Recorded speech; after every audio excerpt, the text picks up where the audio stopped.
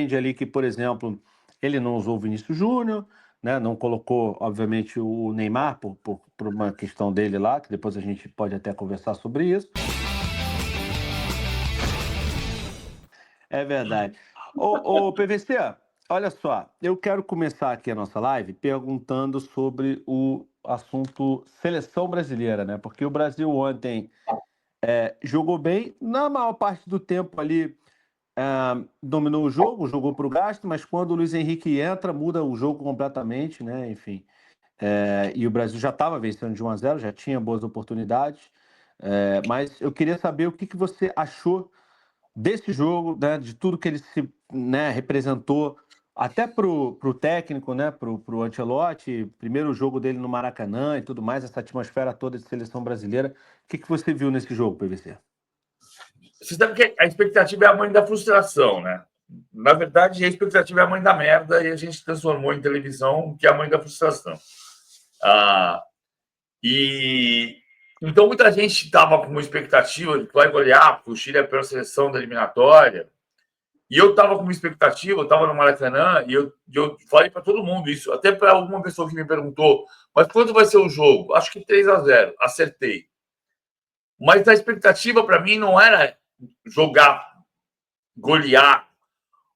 Ontem era o primeiro dia do resto de nossas vidas, para usar um nome de filme dos anos 80. Porque era o primeiro jogo preparatório para a Copa. O Brasil já estava classificado e o Chile já estava eliminado. Virou um amistoso de luxo. Então você precisava fazer o quê? Golear? Não. Você precisava criar um ambiente. E criou. O Maracanã não estava lotado, mas estava muito bonito. 57 mil pessoas. A torcida mostrou cultura de arquibancada até ao pedir Luiz Henrique. E veja que o Maracanã, em jogo de seleção, sempre tem maioria rubro-negra. E a torcida pediu o Luiz Henrique. Sim. Ela não pediu o Paquetá, ela pediu o Luiz Henrique. E o Luiz Henrique entrou e destruiu o jogo. A torcida até esboçou uma vaia no final do primeiro tempo, mas ela estava junto com a seleção. 57.326 torcedores. Era um dia de clima de seleção. Isso foi muito legal. E o Casimiro falou uma coisa na saída que faz muito sentido. Ele está percebendo que as pessoas... Não é porque o Ancelotti é melhor do que os outros. O Ancelotti é um dos maiores técnicos do mundo. E a gente precisa fazer a CBF Academy começar a formar grandes técnicos do mundo no Brasil.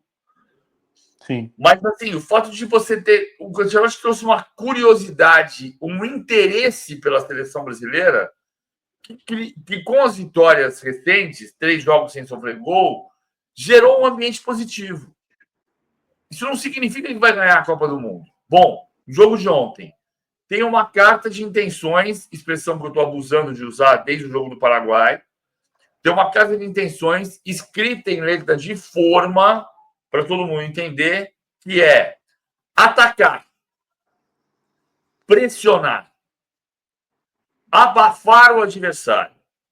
É isso que ele quer.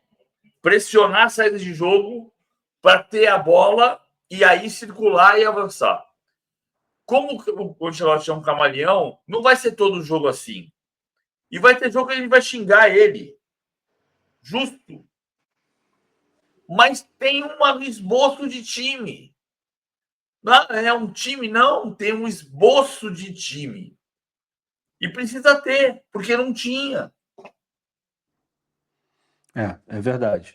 Nessa situação, assim, a gente vê um trabalho, não que os outros não soubessem do que estavam fazendo e tal, mas um trabalho que você visa, digamos, uma luz no fim do túnel, né? Você entende ali que, por exemplo, ele não usou o Vinícius Júnior, né? Não colocou, obviamente, o Neymar por uma questão dele lá, que depois a gente pode até conversar sobre isso. Multibet, quem aposta confia. Aposte com quem te dá múltiplas possibilidades. Aprecie com moderação e jogue com responsabilidade. Apenas maiores de 18 anos, hein?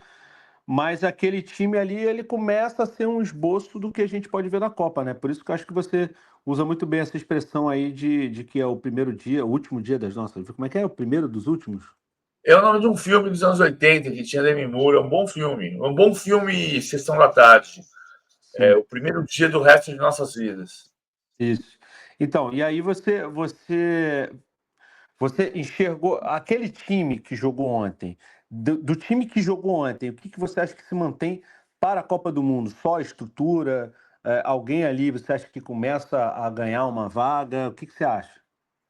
Eu acho que o Ancelotti está falando uma palavra que as pessoas não estão entendendo, até porque ele falou primeiro em espanhol, que é competência.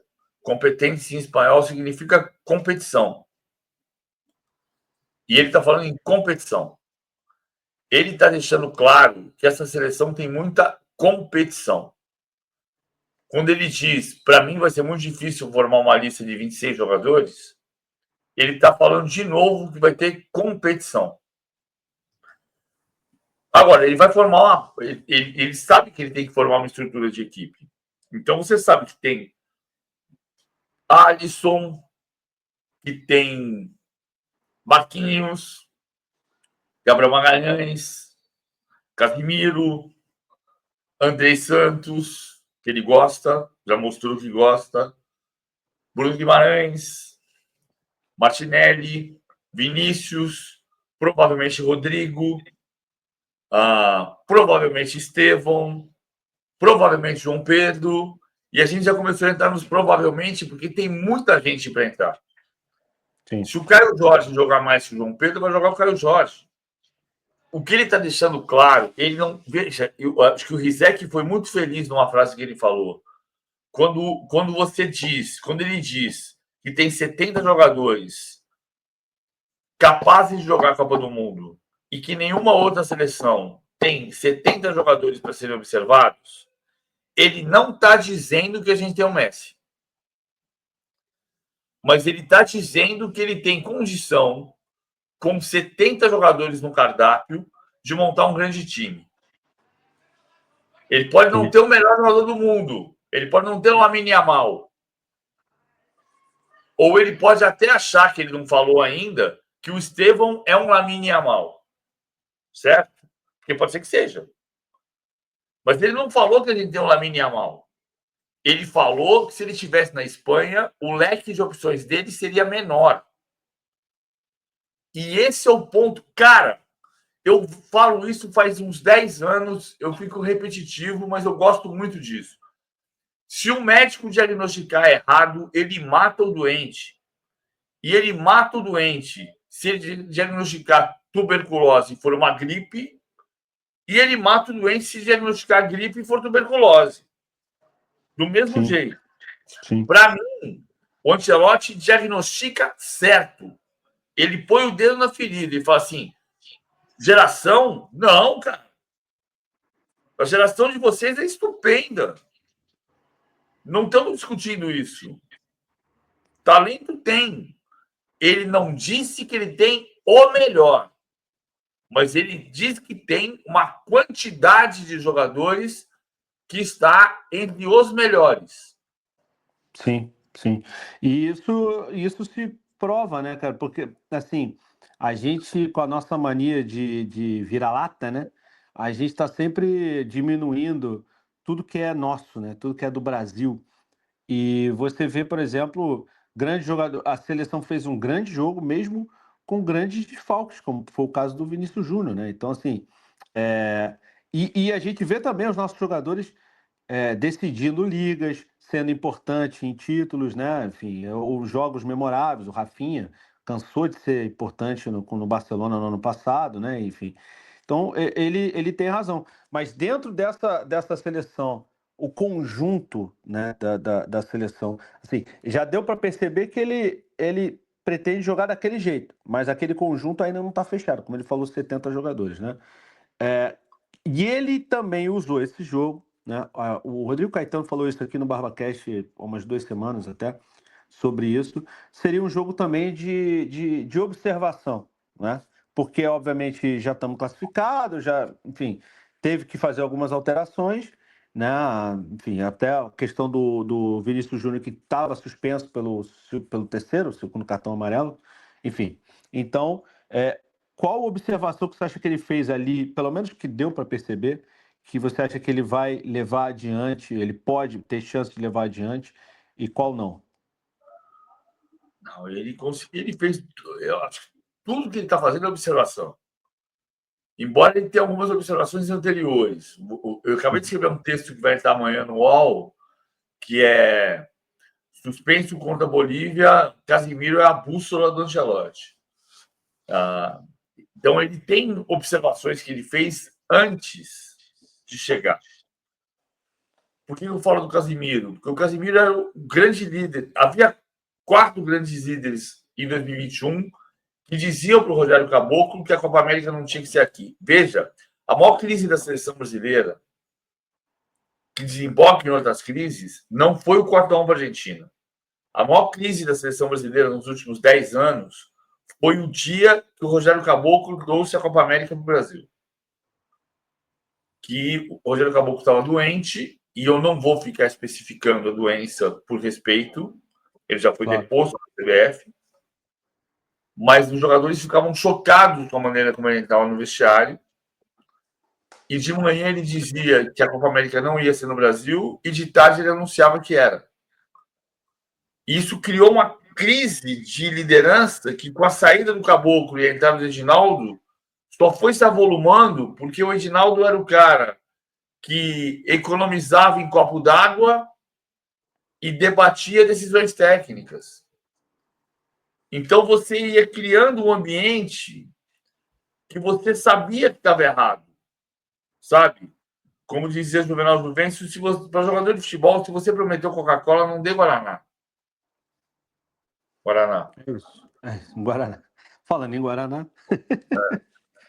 Então, isso, e hoje, o Casimiro indica para o Ancelotti onde é que estavam as soluções que pareciam levar a um lugar maior e onde é que estão os erros. O Casimiro é um jogador importante, mas mais do que isso, ele é uma bússola. E o Ancelotti percebeu isso.